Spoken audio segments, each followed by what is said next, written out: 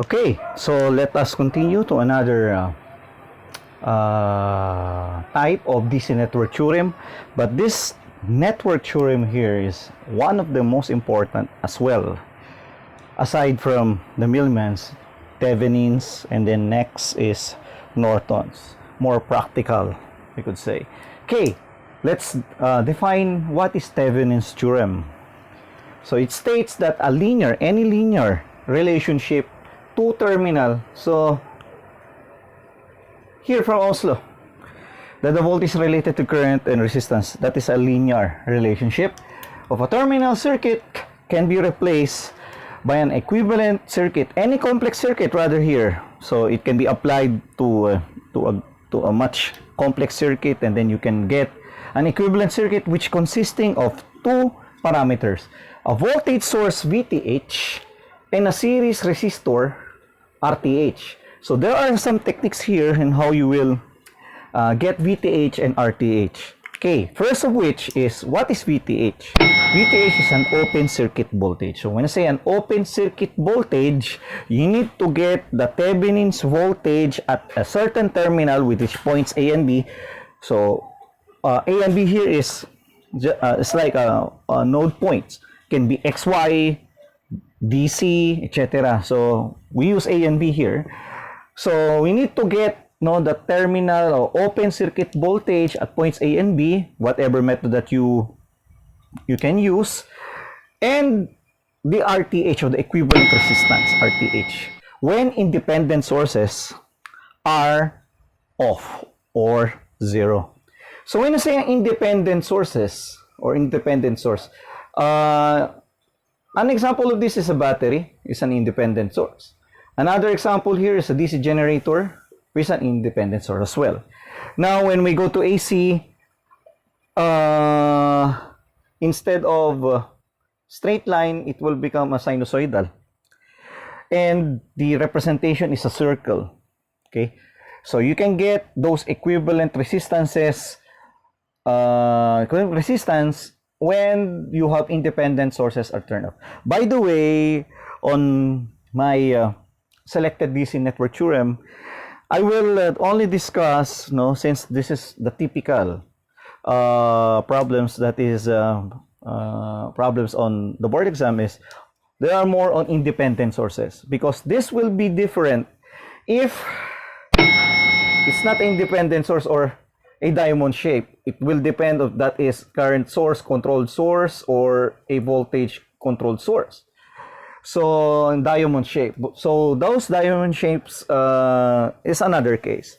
But our case here is more on independent sources like a battery, DC generator, or an AC generator, so that we can have a much better, simpler solution. But we can discuss this one, okay, on some other lessons. But for now, since we already we just tackled here DC network or selected, so instead we will make use of independent sources. Okay, now since we already discussed the Thevenin's theorem that any complex circuit can be replaced by a simple circuit, which is a VTH and RTH connected in series, so this is the equivalent circuit. Okay, so that's the equivalent circuit. Now, don't bother this load here. Later, we will discuss more on a separate magic slate, or I call the magic slate, or a little board later, that this one will be connected on this equivalent circuit. But what Thevenin state is, any complex circuit can be represented by this simple circuit, VTH and RTH respectively, and this is the open circuit voltage B. But for the meantime, the voltage VTH here is simply equal to V, simply because that is open circuit. Okay, the current, obviously, that's open circuit, the current that is flowing here, I could say I is 0. Okay, initially. Okay, but anyway, so the question is, how can we get VTH and how can we get RTH? Okay, please take note that VTH is an open circuit voltage. RTH is the input resistance when the terminals of the independent sources are off. Okay, now I forgot to mention one thing. Okay, you have two types of we have two types of sources here. We can have a current source and a voltage source. So the question is, how can you make the current source Is, for example, and a voltage source Vs to become zero? So it means Is must be open. No? If you have an open circuit, if you open the source, the current will be zero. Okay, this is the summary here. And if you want to turn off Vs, you need to short the voltage source. So when I say open, you open this one. The current Is is definitely zero. But when you say Vs will become zero, okay, you need to short this one. You need to short the terminals. Definitely Vs is zero. Okay, so this is already discussed here or summarized here. Okay, before we go to the current, okay, so what's the meaning of how can you get VTH and RTH respectively? So I have here a magic slate here. Okay, hopefully you see, okay, on the camera here, on the example. Now, we can get the Thevenin's equivalent circuit, okay, by using methods that we already discussed from the previous lessons. For example, you can use VTP, CDP, you can use KVL, KCL, you can also use Ohm's law. Okay, for example, you have here a circuit here, okay, which composed of E, R1, R2, and R3, and an resistance at the load, I could say RL, okay, or variable load, and the current I, okay. You can represent this one, as we have mentioned a while ago, you can represent this complex circuit. Actually, this is just a simple circuit, but you can represent this circuit as the Thevenin equivalent of VTH and RTH, okay. So that is points A and B, as we have discussed a while ago. Now, the question is, how can we get VTH and RTH here? Okay, so you can get VTH here, okay, by opening this circuit. So we have the open circuit here, VOC, and use the methods that I mentioned a while ago, because E, R1, R2, and RT are constants here, or the values or arbitrary values that is given on the circuit. Okay, so you can use any method and get VOC, which is equal to VTH. Okay, next, how can you get RTH? RTH here is the REQ equivalent. Okay, so you can use series parallel combinations, and then you need to short the independent sources. I can say BS equality sign to 0. So it is shorted, right? Because that is voltage source. But if that is a current source, you need to open this one and use the methods that we discuss on resistance combinations and get REQ, or which is equal to RTH. And then we can represent the circuit here as VTH and RTH connected in series. Okay, thank you, Magic Slate, for the verification of this. And then, chanan, this is what I, sorry. So this is what I want to discuss a while ago, that RL here, okay, can be connected now to points A and B. So this is what I meant. Okay, go again to the magic slate. Okay, that RL can be connected now to points A and B here. Okay, which is this one. Now, if that is connected, you have the current I, and then that current here, I there, can be computed by using a simple Ohm's law, rather, by having the Thevenin's voltage VTH all over RTH plus RL. Now, it simply means that any value of RL, as long as you know VTH and RTH, you can get any values of the current I. Okay, later, much better application is using the maximum power transfer theorem. Okay, but you can use this theorem here, which is a powerful theorem on circuit analysis. Okay, we will discuss Norton's equivalent in the next few slides. On DC selected network theorems, the first theorem that we have discussed from our last slide is the Thevenin's equivalent, or the Thevenin's theorem. Okay, today we will discuss Norton's theorem. But actually they are the same. Okay, almost the same. The only conversion, or how you will convert a Norton to Thevenin's equivalent. So what is a Norton theorem? Norton theorem states that any linear, again, no, linear two-terminal circuit. Okay, we will discuss that further later on a magic board. We already know if that is linear, V is still equal to the relationship of current and resistance can be replaced by an equivalent circuit consisting of a current source and a parallel resistor, which is, I could say, Rn.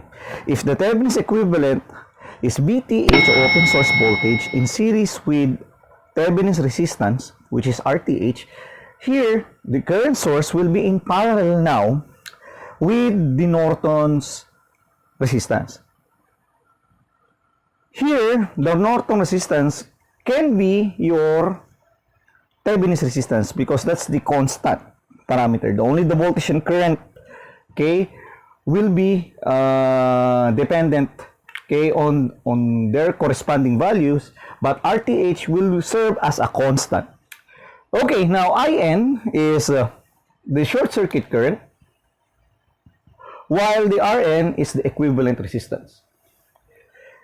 Okay, now this is the equivalent circuit based from the Norton's theorem, that any complex circuit can be defined or can be an equivalent of a Norton current in parallel with a Norton resistance. So how can you get In and Rn respectively? We will discuss that further on a magic slate again, no, to verify the theorem. So I already give here, no, the description how you will get In and how you will get Rth. To get In, okay, you need to get the short circuit current by short-circuiting the terminal. So it means that if you have points A and B, instead of getting the open circuit voltage, you need to short A and B and get the current. Okay, so you need to do that using the fundamentals. Any technique that you have learned on DC network theorem or DC circuit analysis. And to get Rth the same way on how the Thevenin's resistance was determined. Okay, by opening the current source and then get the total resistance from points A and B using various resistance methods. And in this case, Rth is equal to Rn. And hence, this is a very, very important formula which we will make use on some of the problems, that the Norton's current or short circuit current, the other definition of Norton current is the short circuit current is Vth all over Rn, but Rn here is Rth. So as you can see from the Ohm's law, right? To get the current, you need to have the voltage all over the resistance. So it means that this circuit here, okay, is also co-equivalent, okay, by the Thevenin's theorem. Okay, so the points A and B here is the same as the points A and B here. Okay, don't bother this load, by the way. Okay, we will connect that later on an example, okay, using my other board. Okay, so for this, it's just like transforming a voltage source Vth and Rth to a parallel combination of an In and Rn. Considering again the Norton's and the Thevenin's resistance is the same here. And take note, we will make use of an independent source here, okay, as we have discussed from the previous slide. So this is different in getting the Rth if you have a diamond shape or a controlled source. Okay, now before I finalize this equation here to get the current, so you can see the current here, and this is another separate circuit for RL, or this RL is what you call a variable resistor. Okay, so to understand further the Norton's theorem, hopefully you can see this one. Okay, we can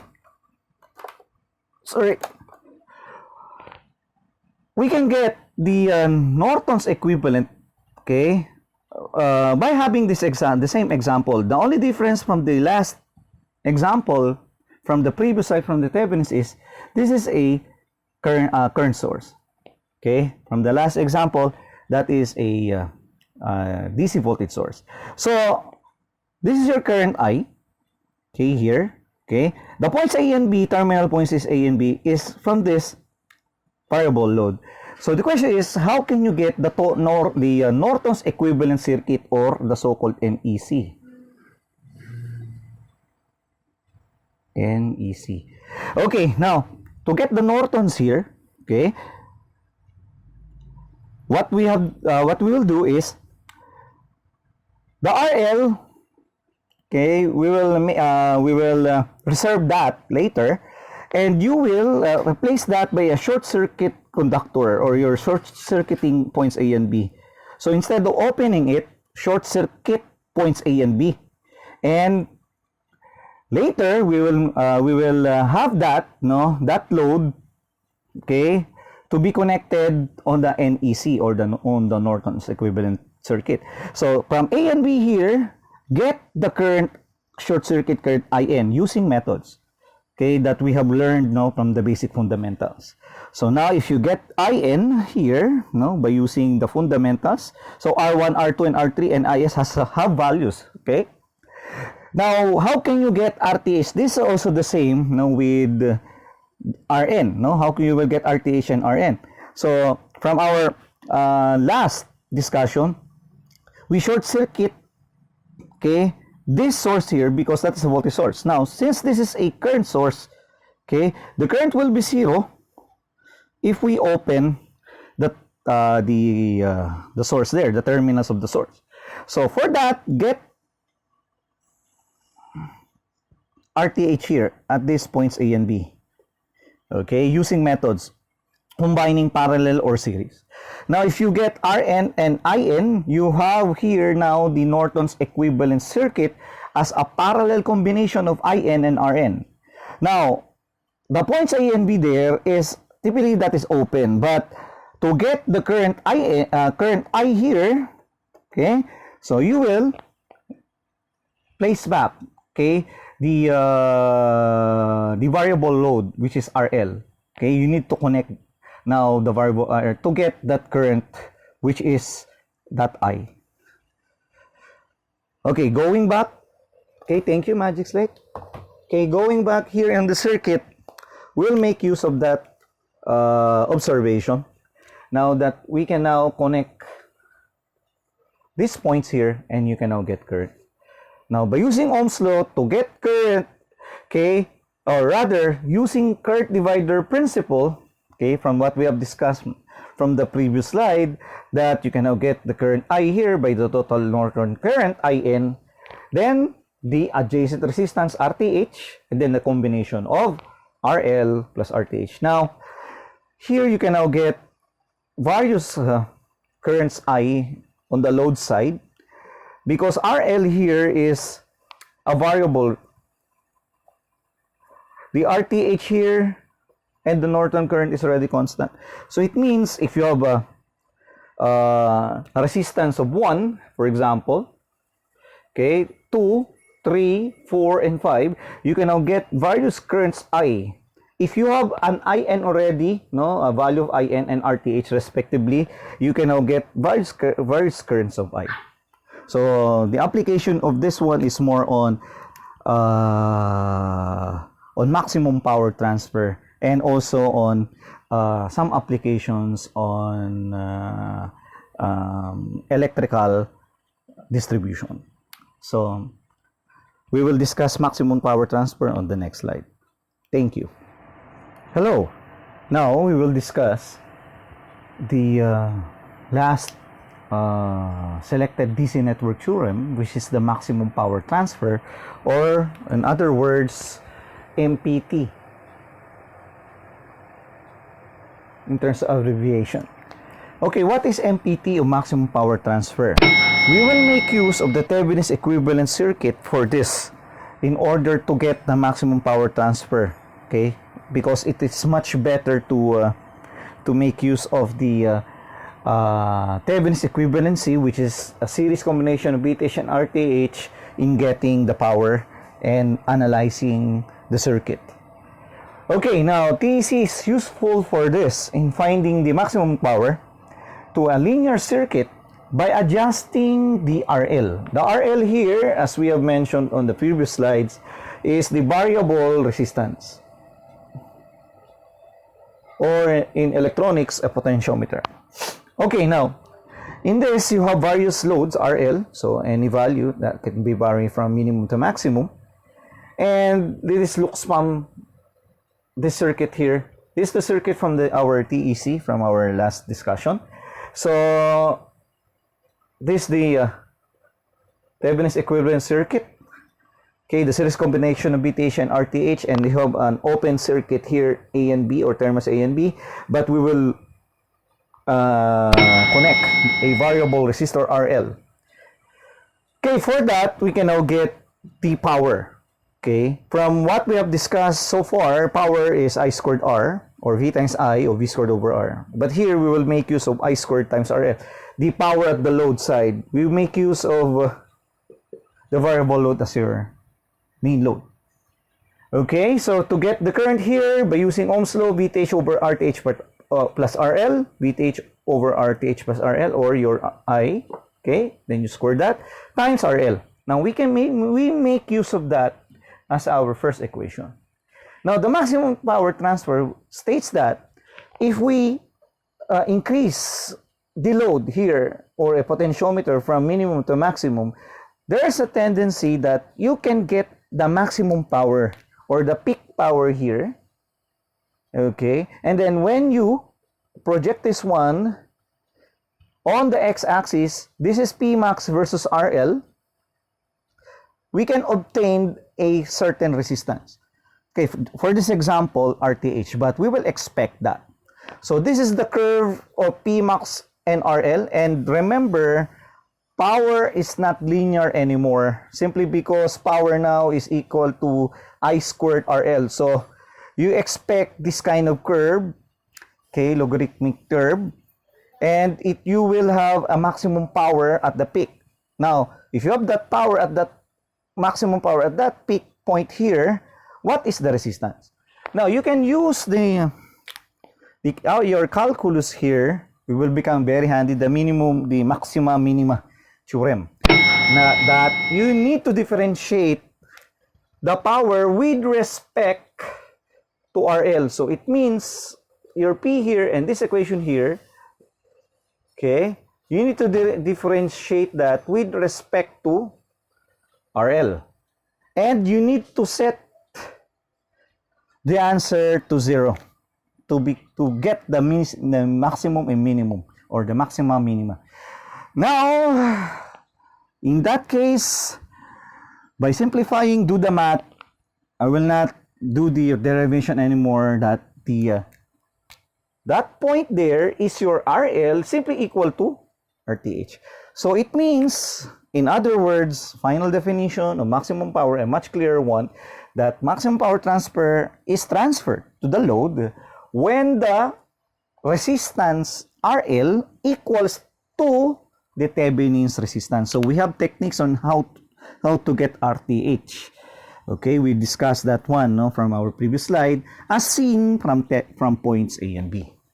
And if you substitute RL and RTH to equation number 1, then we can now get the maximum power, which is equal to VTH squared over 4RTH.